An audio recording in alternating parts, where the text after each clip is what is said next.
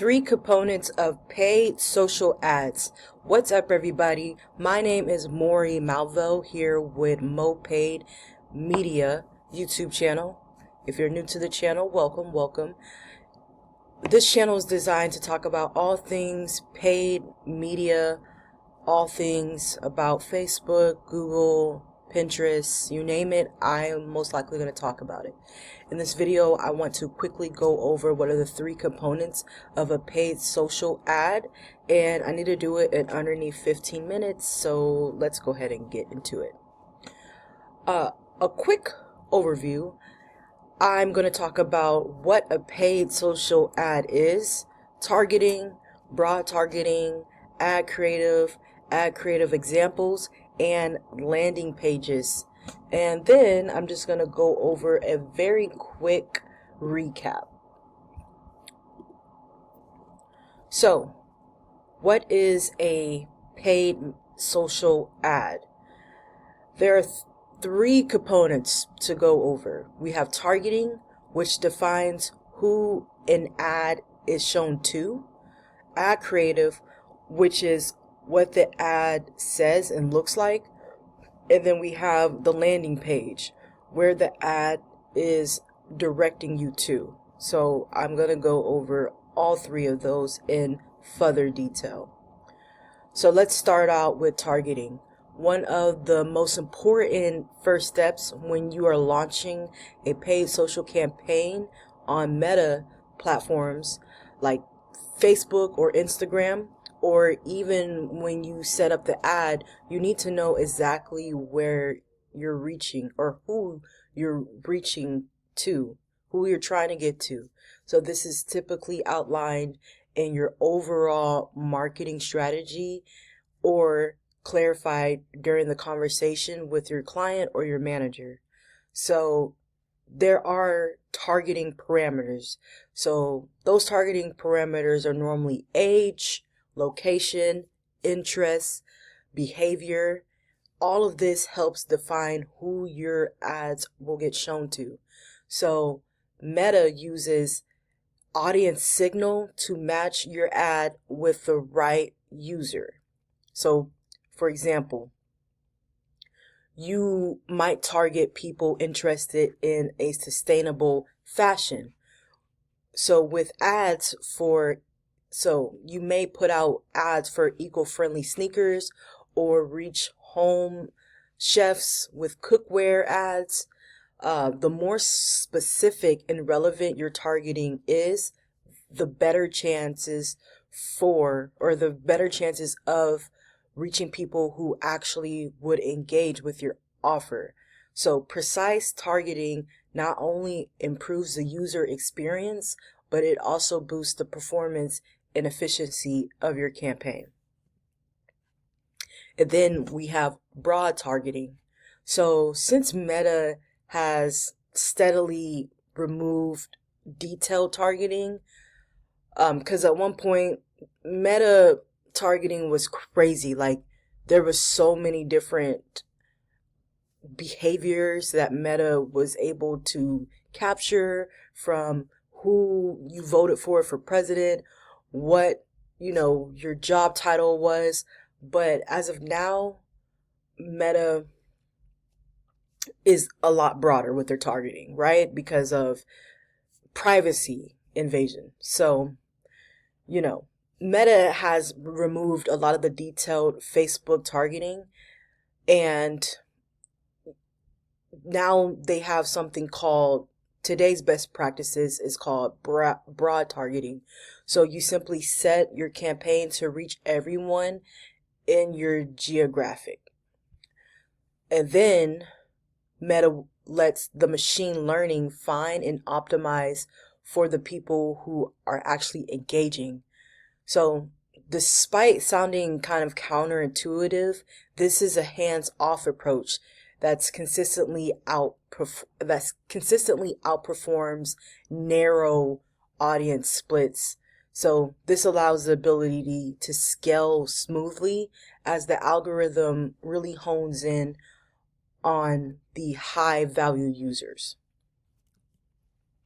So with targeting, you have four types of targetings I want to go over. First, we have the broad interest based audience. So Meta's interest targeting to reach people is based on their hobbies and their preferences.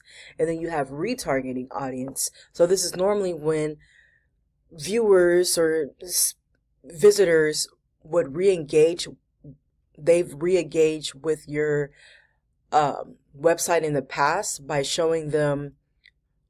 Okay, so retargeting audience is when you would re-engage past website visitors by showing them ads that are tailored to their previous site activities.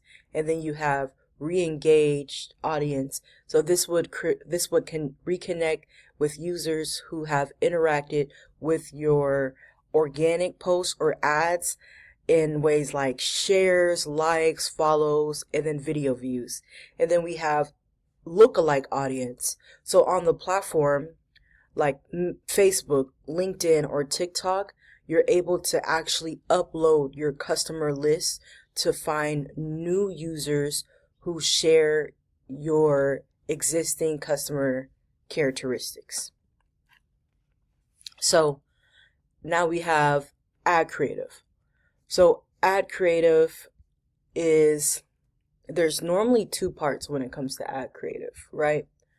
So the first part is the creative, the ad. So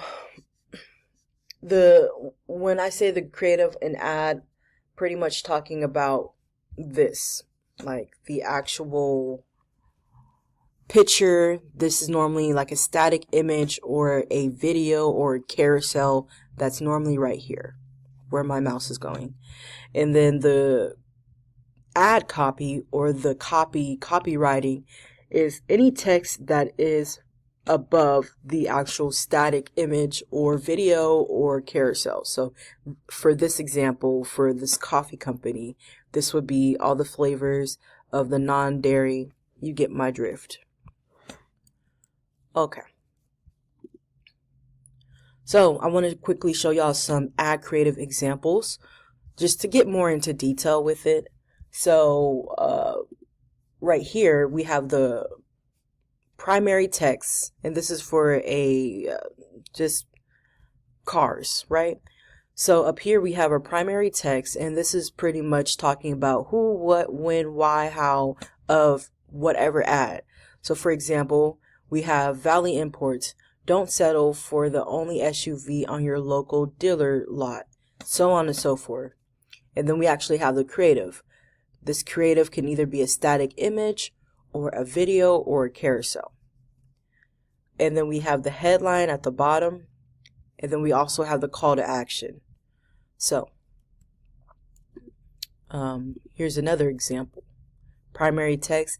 And guys, 90% of advertisers follow this framework, and I mean 100% really, because this is how Facebook and Instagram and LinkedIn and TikTok all have their layouts. So you have your primary text, and then you have your creative, you have your headline, and then you have your call to action. Next, I want to talk about landing page. This is the third component when it comes to paid social. So in digital marketing, a landing page is often shortened to NLP for landing page. So this is a web page where visitors arrive after clicking your ads and call to action, because conversion is either sales or leads, which would normally occur here, right? So as you can see, a landing page must mirror the ad creatives in the message. So normally the highest performing campaigns are assigned a unique landing page to each ad to ensure maximum relevance and engagement. For example, let's say if I was running an ad for a specific t-shirt company or a specific t-shirt, right? The landing page must feature the exact t-shirt. Anything else, like, for example, like a roofing contractor, it can't resemble anything else. So it has to be a t-shirt, right? If I'm making ads about a specific t-shirt, then the landing page or whatever call to action, whatever link I'm taking them to, it needs to align and be consistent with the ad. So I can't be making ads about t-shirts and then the landing page is about a roofing company or just an unrelated product, because it's confusing. It would confuse the visitors, and they would bounce or just drive away from them, right? They would just leave the website because it's not aligned with the ad. So now I just want to do a quick recap. So the three components of paid social ads. It's targeting. So you want to find out who your audience is by using the parameters like the demographics, the interest, the behavior. And then you want to make your ad creative, which is the pretty part. You're putting in your primary text, your static image, or whatever creative asset you have, and then you are putting in your headline and your call to action and your URL, as well as your tracking, which we'll talk about all that in a different video. Then within that, you want to send them to a landing page. So that's pretty much the three components of a paid social ad in a nutshell.